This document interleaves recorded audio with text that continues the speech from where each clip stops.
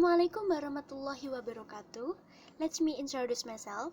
My name is Nur Wasi'ani, and I'm in here want to explain about student-centered learning versus teacher-centered learning. Okay, the first is, what is student-centered learning? SCL, or student-centered learning, is an approach to learning and teaching which encourages students to be more active learning. SCL more closely reflects human learning process than TCL, in which teachers are the most active people in the classroom and students are largely passive. Other frequently cited characteristics of SCL include students' collaboration, students' reflection on their learning process, and explicit instruction in the end and to take more control of their own learning.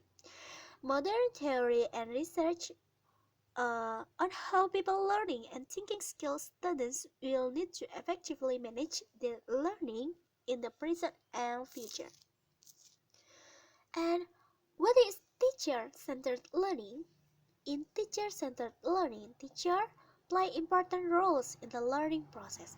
Teachers are information providers or evaluators to monitor students to get the right answer.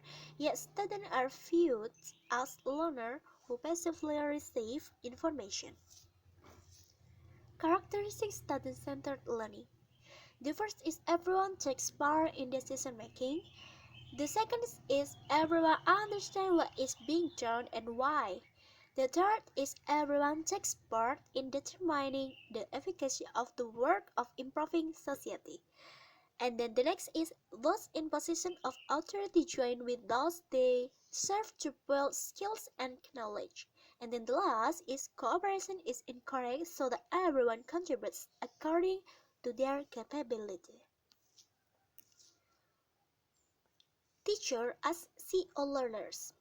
Two ways for teachers to implement the SEL element of teachers are CO learners are for teachers to share with students about the teacher's own failures and for teachers to let students see how the teachers go about the process of learning.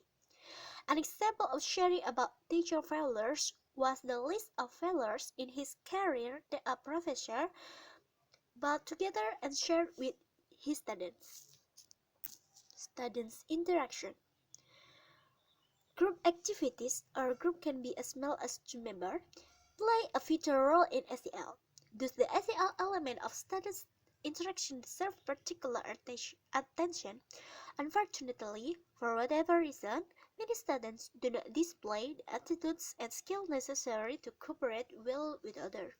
Two ways to address this lack are, first, to make initial group tests relatively easy ones so that students can begin to feel comfortable with group mates and confident in the ability of their collective effort.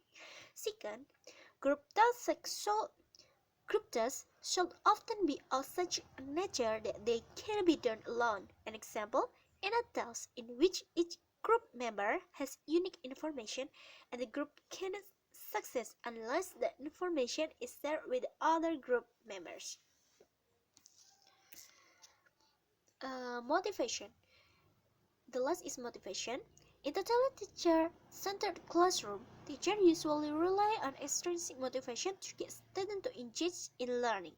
In contrast, in democratic classroom, the teacher fosters intrinsic motivation in which students can see how the work they are doing will lead, even if indirectly, to building the knowledge and skills they need to pursue their dream in concert with the overall needs of society. Okay, I think enough of my presentation today about student-centered learning versus teacher-centered learning. Thank you for listening. Wassalamualaikum warahmatullahi wabarakatuh.